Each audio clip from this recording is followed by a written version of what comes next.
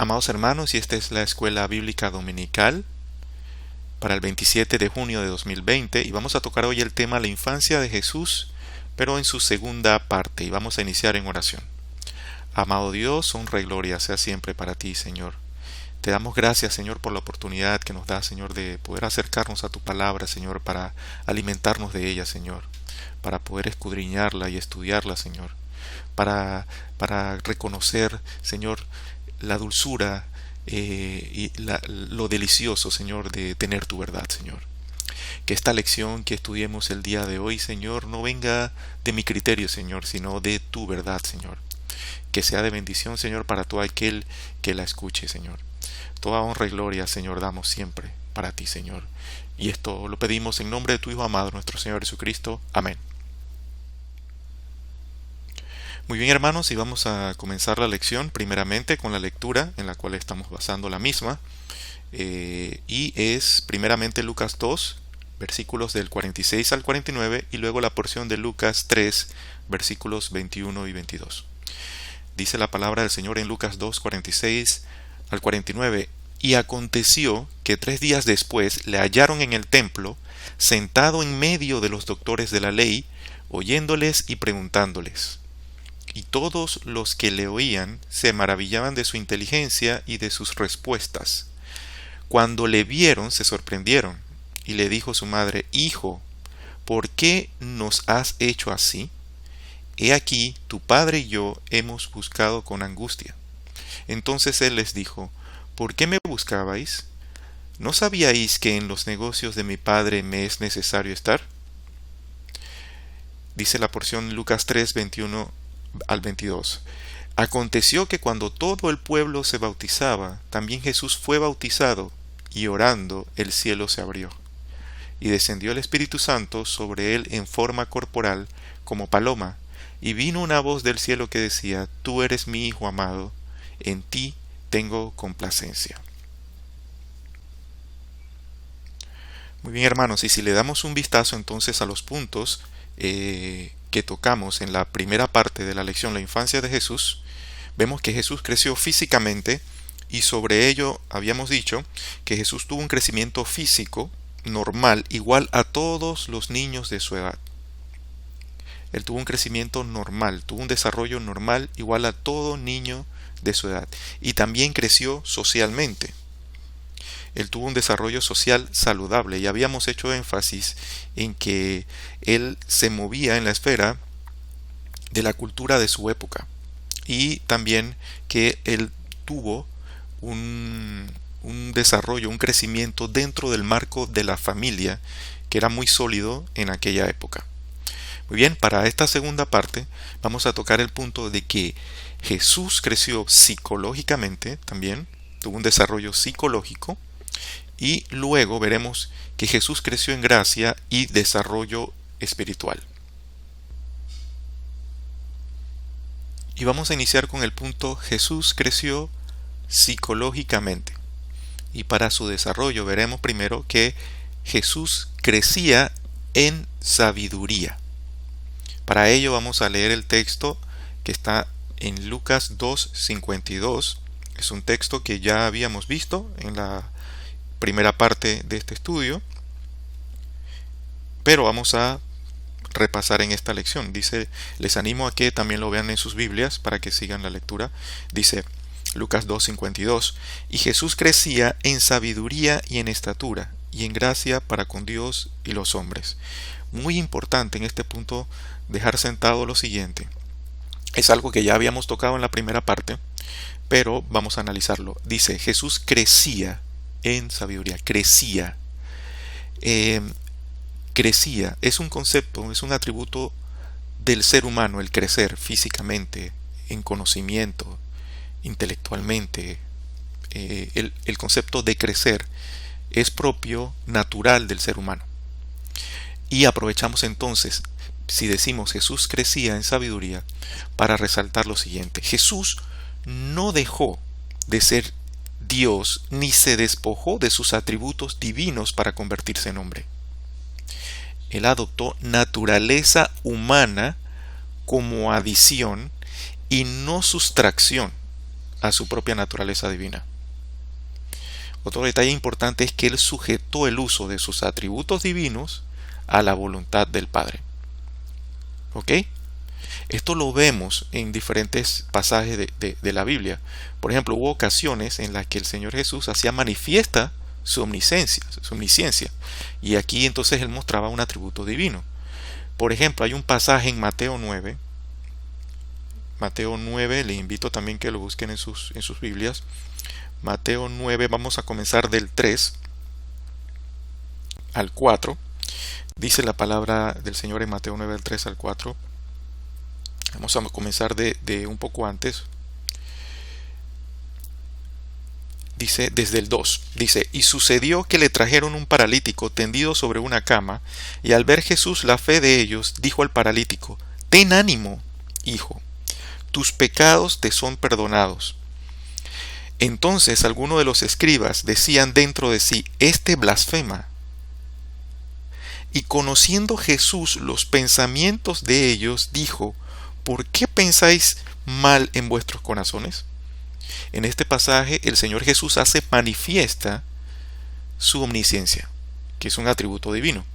Sin embargo, como decimos, también en otras ocasiones esos atributos le fueron velados o vedados, ese conocimiento, bajo su humanidad, sujeto a la voluntad del Padre. ¿Dónde podemos ver este caso? Por ejemplo, en Marcos 13. Le invito a que también lo busquen en su Biblia. Marcos 13. Vamos a leer desde el versículo 31. Dice la palabra del Señor en el versículo 31. El cielo y la tierra pasarán, pero mis palabras no pasarán.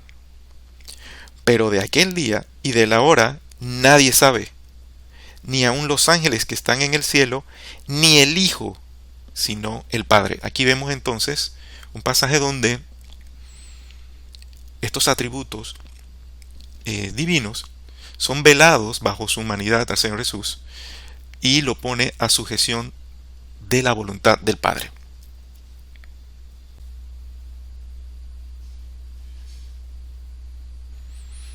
También podemos ver que el Señor Jesús tuvo momentos de aflicción y angustia, y esta es una muestra de su dimensión psicológica, en la cual él también como ser humano se desarrolló desde el punto de vista psicológico.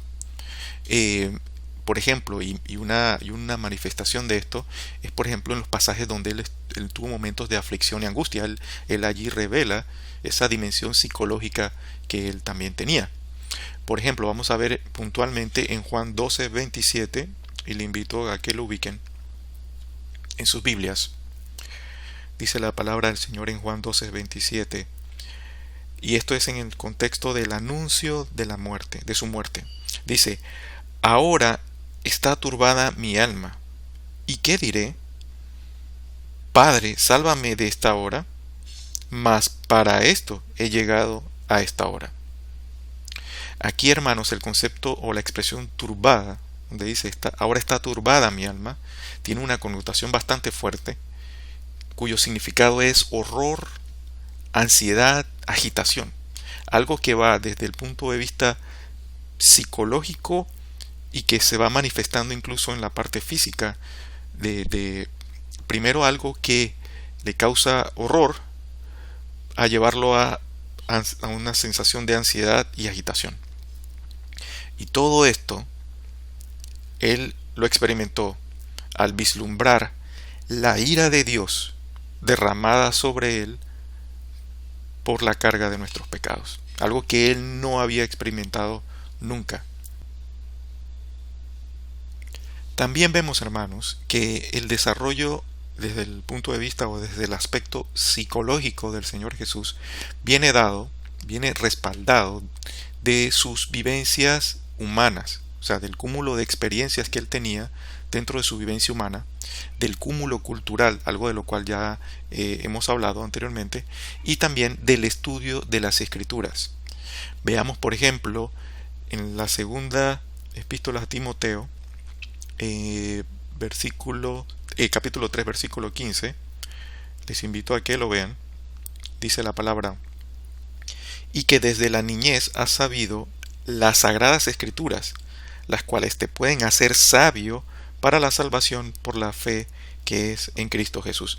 Aquí es importante, este es un pasaje que hace referencia a la niñez de Timoteo, pero presenta el principio que las escrituras enseñadas desde la niñez producen un crecimiento en sabiduría. Y esto también, obviamente, más adelante también una disposición de ese niño para recibir el Evangelio. Pero el Señor Jesús desde su niñez también estudió las escrituras. Y ese cúmulo de experiencia humana, cultural, su vivencia en familia y el estudio de las escrituras le dio una sólida base para un desarrollo, un crecimiento físico, intelectual, emocional y psicológico. El Señor Jesús no tuvo ningún tipo de desajuste psicológico ni emocional. Y mucho de ello tiene que ver también con su estudio de las escrituras desde la niñez. Algo más que hay que resaltar, hermanos, es que el Señor Jesús, cuando era presionado, no cedía a la presión de grupo. Podemos ver algo de esto en el pasaje Juan capítulo 8, versículos del 1 al 11. Vamos a compartir algo de esto acá. Vamos a compartir desde el 4 al 9, pero pueden leerlo. Juan 8, desde el 1 al 11. Dice la palabra del Señor en Juan 8, del 4 al 9. Le dijeron: Maestro, esta mujer ha sido sorprendida en el acto mismo de adulterio, y en la ley nos mandó Moisés apedrear a tales mujeres. Tú pues, ¿qué dices? Mas esto decían tentándole para poder acusarle. Pero Jesús, inclinando hacia el suelo, escribía en tierra con el dedo. Y como insistieran en preguntarle, se enderezó y les dijo: El que de vosotros esté sin pecado sea el primero en arrojar la piedra contra ella. E inclinándose de nuevo hacia el suelo, siguió escribiendo en tierra. Pero ellos, al oír esto, acusados por su conciencia, salían uno a uno, comenzando desde los más viejos hasta los postreros, y quedó solo Jesús y la mujer que estaba en medio. Muy bien, hermanos, aquí vemos entonces un pasaje en donde se estaba tentando al Señor Jesús, pero no hay de qué acusarle. Ellos presionaban para buscar la manera de tentarle, pero todos sabemos, el Señor Jesús sin pecado, no hay de qué acusarle, y Él apunta, Él dirige su enfoque a lo más profundo del corazón de aquellos que le acusaban o intentaban tentarle.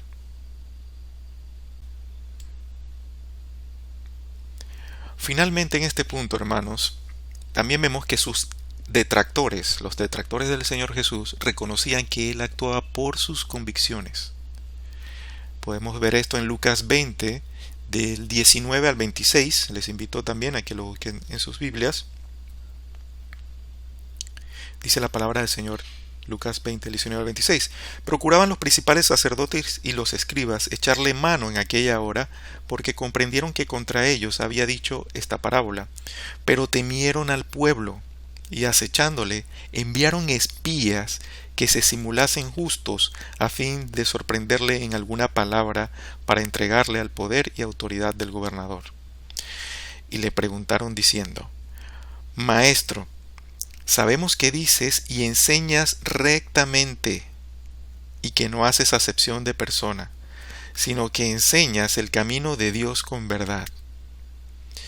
¿Nos es lícito dar tributo a César o no? Mas él, comprendiendo la astucia de ellos, les dijo: ¿Por qué me tentáis? Mostradme la moneda. ¿De quién tiene la imagen y la inscripción? Y respondiendo dijeron: de César. Entonces les dijo: pues dad al César lo que es de César, y a Dios lo que es de Dios. Y no pudieron sorprenderle en palabra alguna delante del pueblo, sino que maravillados de su respuesta, callaron. El hecho de que los líderes judíos acudieran a tales tácticas de enviar espías que se simulasen justos, nos da una idea de la desesperación que tenían, ya que no pudieron encontrar una sola razón legítima para acusarlo. De hecho, ellos reconocen que Él enseña rectamente y que no hace acepción de personas, sino que enseña el camino de Dios con verdad. Al final, luego de esta táctica, vemos que en la conclusión que está en el versículo 26 dice, y no pudieron sorprenderle en palabra alguna delante del pueblo, sino que maravillados de su respuesta, callaron. Sus detractores hermanos también reconocían que él actuaba por sus convicciones y con la verdad. Y como conclusión a este punto, hermanos, el Señor Jesús creció también, tuvo un desarrollo desde el punto de vista psicológico, tuvo una dimensión psicológica en la cual él se desarrolló. Y como vemos, él no tuvo ningún tipo de desajuste desde el punto de vista psicológico ni emocional. Y todo esto en base a la vivencia humana, sus experiencias, el cúmulo cultural, la base familiar y sobre todo el estudio de las escrituras desde su niñez. Avanzando al siguiente punto, hermanos, vemos que Jesús creció en gracia y desarrollo espiritual. Y vemos como primer subpunto que la palabra gracia destaca. En el libro de Lucas se destaca la palabra gracia asociada al crecimiento del Señor Jesucristo. Eso lo vemos, por ejemplo, en los dos pasajes que hemos estado tocando, que es Lucas 2.40 y Lucas 2.52. El 2.40, les invito a que lo ubiquen en sus Biblias, dice, y el niño crecía y se fortalecía, y se llenaba de sabiduría, y la gracia de Dios era sobre él. Si vemos Lucas 2.52 que ya hemos tocado, y Jesús crecía en sabiduría y en estatura y en gracia para con Dios y los hombres. Vemos que la gracia de Dios, la palabra gracia destaca cuando Lucas toca lo concerniente al crecimiento del Señor Jesucristo. También vemos que hay desarrollo espiritual, sobre todo en dos pasajes del Evangelio de Lucas, que son Lucas 2:46 al 49 y también la porción de Lucas 3:21 al 23. En Lucas 2, del 46 al 49 vemos, dice la palabra, y aconteció que 3 días después le hallaron en el templo, sentado en medio de los doctores de la ley, oyéndoles y preguntándoles, y todos los que le oían se maravillaban de su inteligencia y de sus respuestas. Cuando le vieron, se sorprendieron, y le dijo su madre, Hijo, ¿por qué nos has hecho así? He aquí tu padre y yo te hemos buscado con angustia. Entonces él les dijo, ¿por qué me buscabais? ¿No sabíais que en los negocios de mi padre me es necesario estar? También vamos a leer entonces la porción de Lucas 3:21 al 23. Dice la palabra del Señor de esta manera. Y esta es bajo el contexto del bautismo. Dice, aconteció que cuando todo el pueblo se bautizaba, también Jesús fue bautizado, y orando, el cielo se abrió, y descendió el Espíritu Santo sobre él en forma corporal, como paloma, y vino una voz del cielo que decía, Tú eres mi Hijo amado, en ti tengo complacencia. Muy bien, en la situación del templo, cuando sus padres le buscan, Jesús muestra como alguien que ya tiene conciencia de su misión. Él vino para cuidar de los negocios de su padre, así fue su manifestación. Entonces él ya desde ese punto, él manifiesta una conciencia, de alguna manera, de su misión, que es una misión desde el punto de vista espiritual. Y él entonces, este niño que está allí, presenta un crecimiento y un desarrollo espiritual. Creció en gracia y también tiene desarrollo espiritual. Vemos en el pasaje del bautismo cómo él se identifica con su pueblo previo al ejercicio de su ministerio en la presencia del Padre y del Espíritu Santo. Entonces él también recibe el bautismo como una identificación con el pueblo previo al ejercicio de su ministerio, que también es espiritual. Claro que esto tiene una consecuencia desde el punto de vista físico de sanación y muchos otros aspectos. Sin embargo, la misión de él era fundamentada en lo espiritual. Entonces él también, en su humanidad, muestra un desarrollo también en lo espiritual. Y para concluir, hermanos, vemos que el Señor Jesús tuvo un crecimiento desde el punto de vista físico, social, intelectual, psicológico, todo normal y saludable, compatible con cada fase de su vida. También hemos visto que el Señor Jesús tuvo desarrollo espiritual en su vida. Pedro, lo vemos en 2 de Pedro 3:18, exhorta a los cristianos a desear el crecimiento. La meta del creyente siempre debe ser el crecimiento, pero no de cualquier forma. Debe ser integral y debemos apuntar al modelo del Señor Jesucristo. Aquel que tiene crecimiento, digamos, desde el punto de vista intelectual, sin la gracia, tiene una vida árida, seca, sin fruto. De la misma forma, si se privilegia el crecimiento solo contemplando la revelación, pero menospreciando la razón, puede conducir al fanatismo, por ejemplo. El creyente debe tomar el modelo del Señor Jesucristo, que tuvo un crecimiento y un desarrollo de forma integral. Él crecía físicamente, intelectualmente, psicológicamente y desde todos los aspectos en donde se manifiesta crecimiento en su humanidad, pero en la gracia de Dios. Ese debe ser el modelo de todo creyente. Muy bien, hermanos, y les agradezco entonces la atención a esta lección, y pues será hasta el siguiente domingo con la lección que tendremos, donde hablaremos sobre la tentación al Señor Jesús. Hasta pronto.